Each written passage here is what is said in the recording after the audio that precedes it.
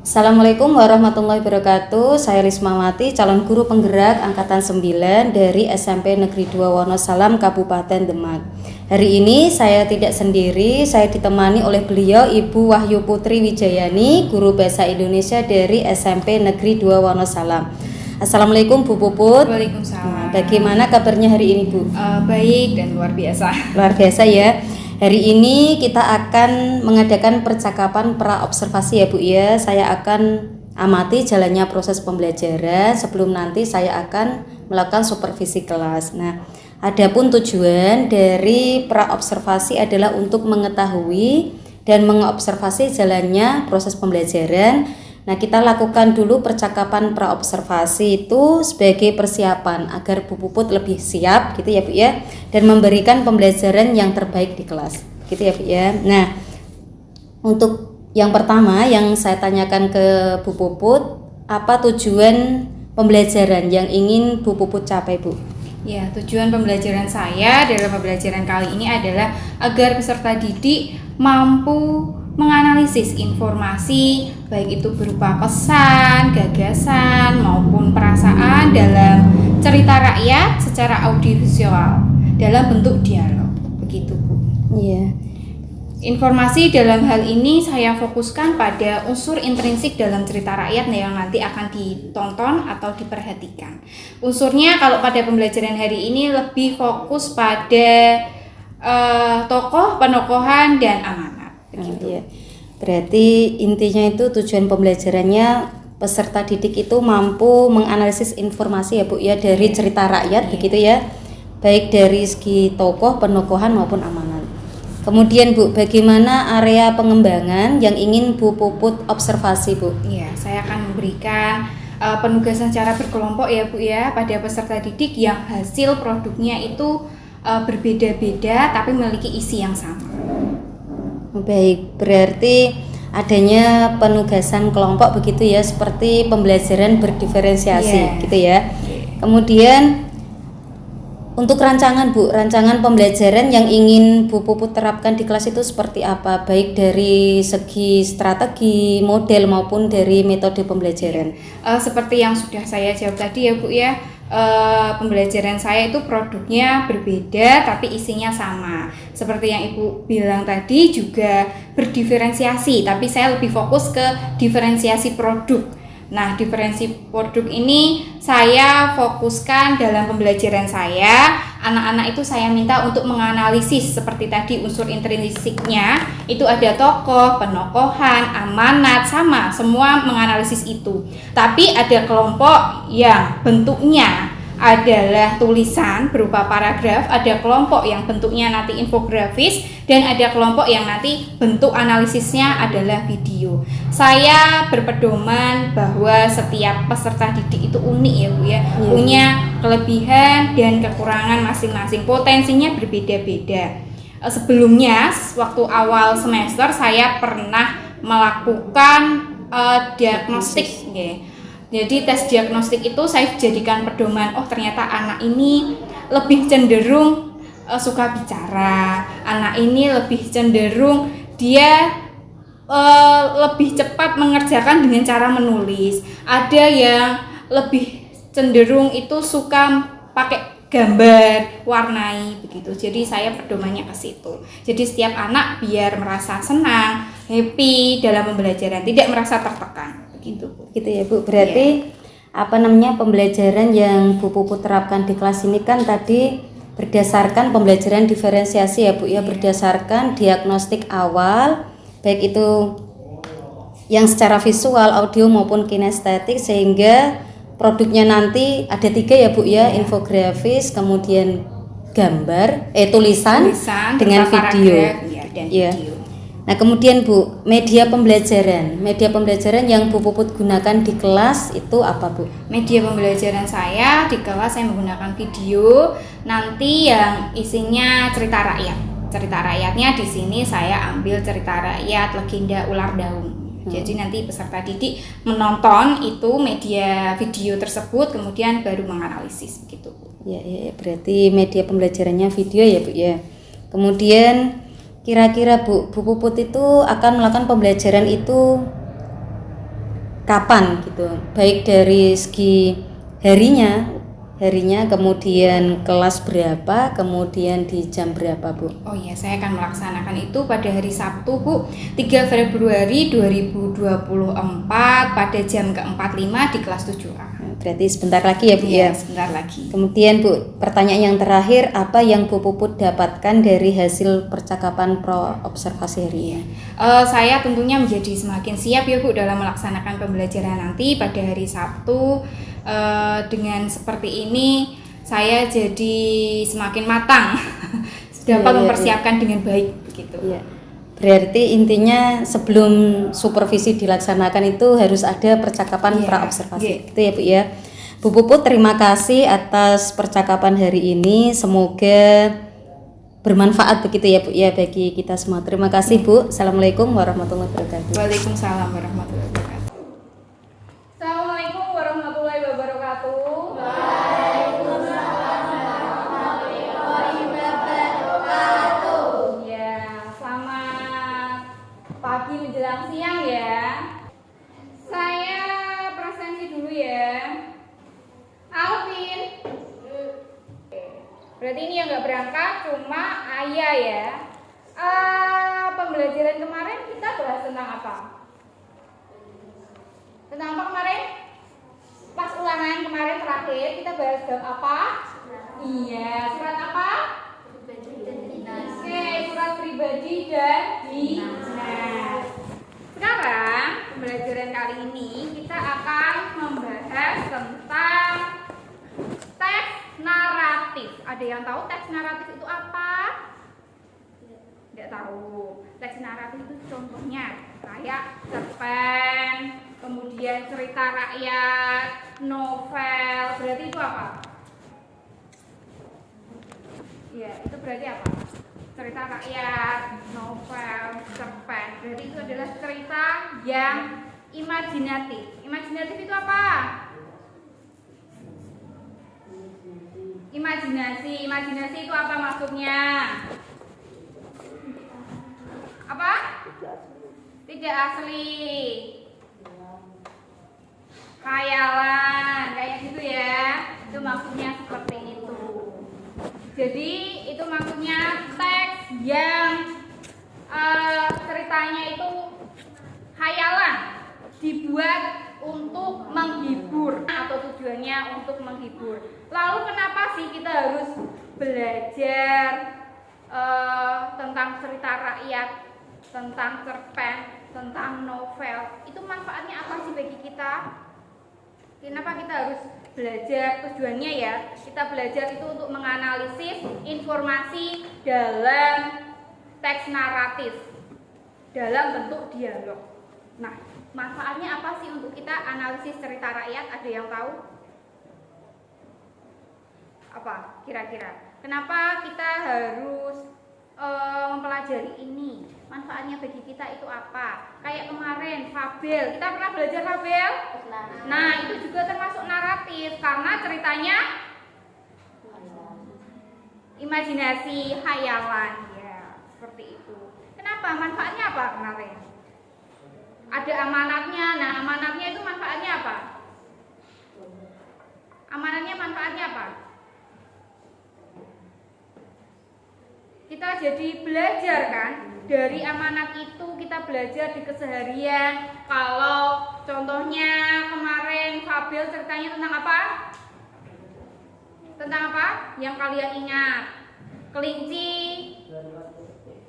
yang sombong, ingat gak? Cerita kelinci yang sombong, dia meremehkan pura-pura larinya lambat, pasti kalah dengan kelinci. Kalian dapat pelajari apa dari situ? Amanatnya apa? Iya, jangan pernah sombong, karena pada akhirnya yang kalah siapa? Kelinci, karena dia sombong, seperti itu. Itu manfaatnya bagi kita.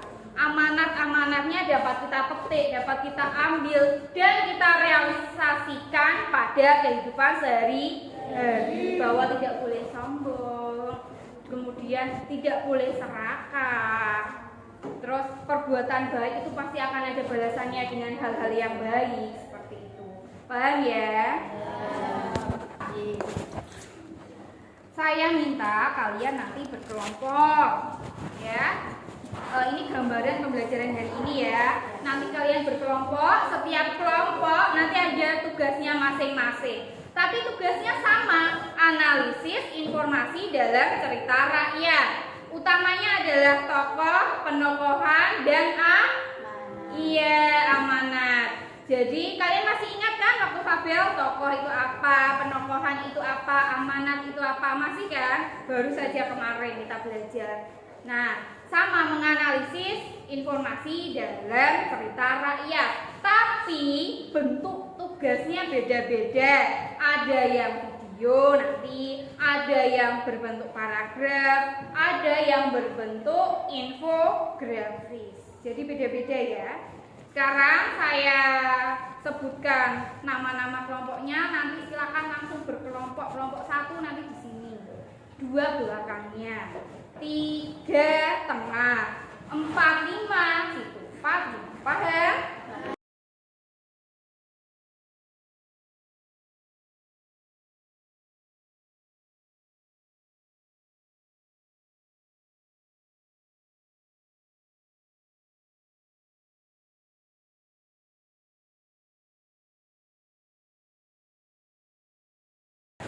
Ya. Sekarang saya nanti akan menayangkan salah satu contoh cerita fabel, cerita rakyat ya. Ada yang tahu salah satu judul cerita rakyat itu apa? Gak ada. Masa Upin Ipin? Cerita rakyat yang kayak Legria, Malin Kundang, terus apa lagi? Baru Keriting. Apa Dika? Danau Toba, ya, legenda ular daun juga ada dan itu akan saya tayangkan tentang legenda ular daun. Nanti saya minta untuk diperhatikan baik-baik isinya, utamanya adalah unsur intrinsiknya tentang 1 tokoh, 2 penokohan, dan 3 amanat atau disebut juga dengan pesan moral. Iya, itu ya, nanti perhatikan baik-baik. Dan kelompok 1 dan 2 saya tugaskan nanti kalian selain analisis, nanti analisisnya dibuat sebuah infografis ya. Infografis itu apa kemarin? Informasi yang berbentuk gambar. Kemudian kelompok 3 nanti analisisnya bentuk video. Kelompok 4 dan 5 analisisnya bentuk tulisan. Gitu ya, paham? Oke, saya tayangkan. Jangan dimasalahi, tinggallah sebuah keluarga kecil yang terdiri dari seorang ibu dengan 3 orang anak gadis. Pondok tempat mereka tinggal terletak di pinggir hutan dan jauh dari desa. Sang ibu selalu bekerja keras demi memenuhi kebutuhan keluarganya. Ia menggarap sebuah ladang kecil peninggalan suaminya. Selama bekerja, ia sering dibantu oleh si Bu. Ya, sudah ya. Ceritanya tadi tentang apa? Tentang apa? Ular daun. Ya, judulnya ular daun. Tadi tokohnya siapa aja kira-kira? Ibu, terus kakak pertama. Iya. Si bungsu tadi ya, terus Tabib. Pangeran atau ular daun. Paman pangeran. Nah, pangeran tadi punya sifat apa ya? Baik hati dan penolong. Karena menolong siapa? Si bungsu. Iya, menolong si bungsu dengan memberikan bara api ya. Bara api untuk menolong ibu si bungsu yang sakit. Lalu kalau si pamannya pangeran wataknya gimana? Jahat. Kenapa jahat? Karena merebut tahta. Iya, merebut tahta siapa? Pangeran. Pangeran.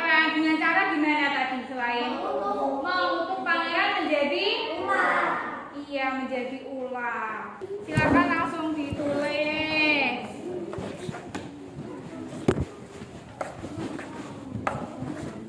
Kalau untuk yang buat video silakan tulis dialognya nanti bagaimana. Itu ya. Ini.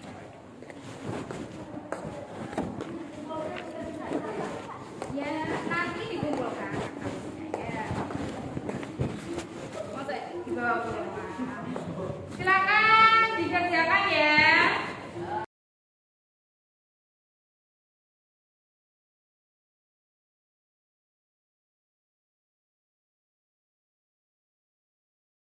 Sekarang perwakilan dari kelompok saya minta untuk maju ke depan untuk mempresentasikan jawabannya. Saya pilih acak dulu ya. Tadi videonya dikirim ya, nanti biar saya tampilkan. Yang maju siapa? Divara. Ayo silakan maju dulu ini, yang kelompok menulis. Assalamualaikum warahmatullahi wabarakatuh. Kami dari kelompok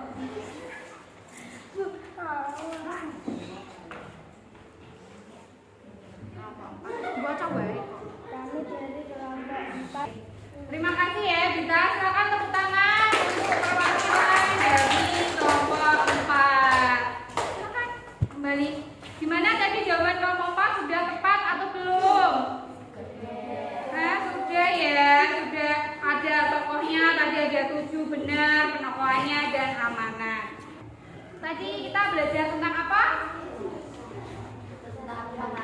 Analisis cerita rakyat.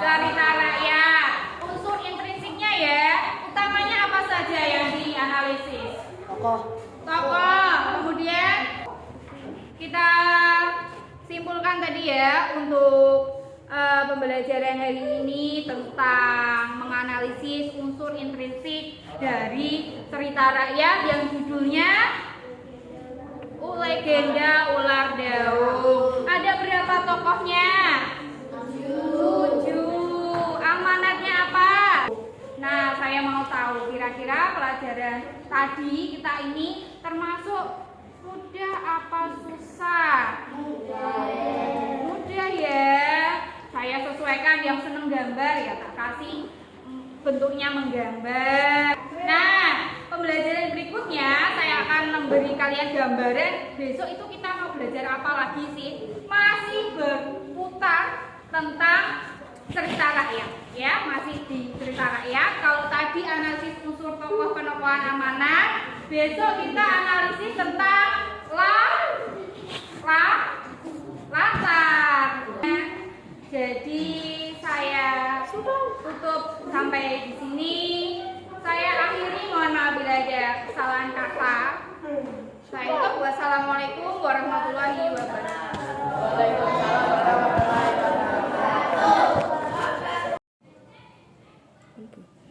Assalamualaikum Bu Puput.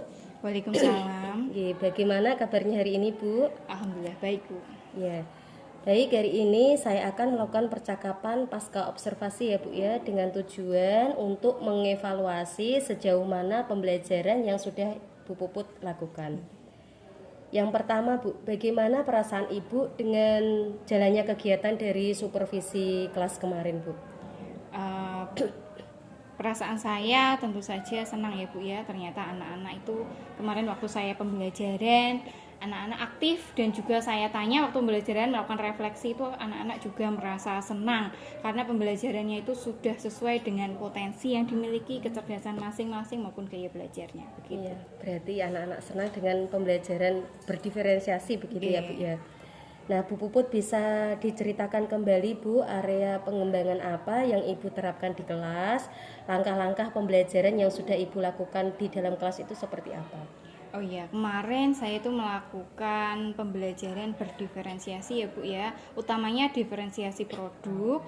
Jadi di dalam pembelajaran itu satu kelas saya bagi beberapa kelompok, yang setiap kelompoknya itu saya beri tugas menganalisis unsur intrinsik. baik itu tokoh, penokohan maupun amanat. Tapi bentuknya berbeda, ada yang nanti berupa video, ada yang berupa infografis, dan ada yang berupa tulisan. Itu saya sesuaikan dengan potensi atau kecerdasan masing-masing. Kan ada yang anak yang lebih cenderung kecerdasannya spasial, ada yang linguistik, tulisan, dan linguistik lisan, gitu. Ya, berarti disesuaikan dengan gaya belajarnya mereka, Iya. begitu ya. Kemudian Bu, berdasarkan area pengembangan yang sudah Bu Puput sampaikan tadi, menurut Bu Puput itu pembelajarannya sudah berhasil atau belum, Bu? Alhamdulillah, sepertinya kalau saya nilai pribadi ya Bu Iya. ya, saya merasa sudah berhasil karena anak-anak juga bisa mengerjakan tugas dengan baik, kemudian juga aktif dalam pembelajarannya. Saya rasa itu sudah menjadi indikator saya dalam menilai pembelajaran saya berhasil atau tidak. Ya, Begitu. berarti pembelajaran kemarin dengan terutama diferensiasi produk ya Bu ya, berarti Iya. sudah berhasil begitu ya. Iya. Nah Bu, kemudian menurut Bu Puput, kekurangan saat melakukan pembelajaran di kelas kemarin itu apa Bu? Oh iya, mungkin menurut saya kekurangannya itu lebih pada manajemen waktu ya Bu ya, karena waktu pembelajaran kemarin saya belum bisa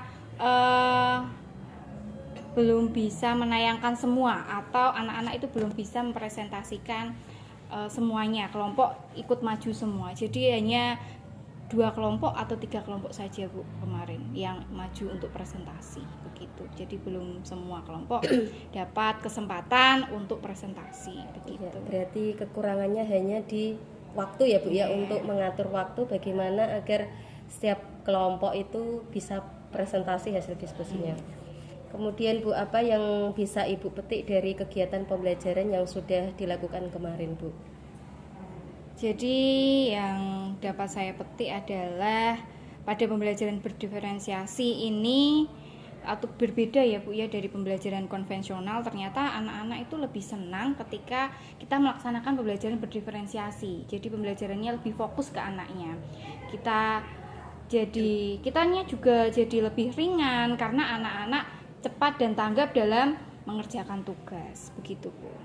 Ya.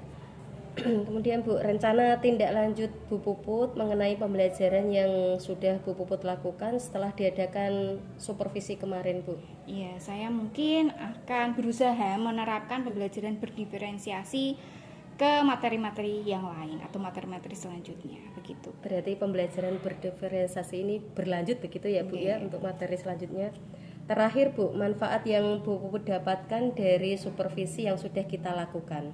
Oh iya, dengan adanya coaching ini, saya dengan Bu Lis, saya menjadi lebih memahami bagaimana cara menerapkan pembelajaran yang menyenangkan bagi peserta didik. Utamanya adalah dengan menerapkan pembelajaran berdiferensiasi, begitu. Ya, terima kasih ya Bu Puput atas perbincangan kali ini. Mudah-mudahan kita bisa menindaklanjuti observasi ini ya Bu ya, untuk kedepannya lebih baik. Begitu ya Bu ya. Terima kasih. Assalamualaikum Bu Puput. Waalaikumsalam.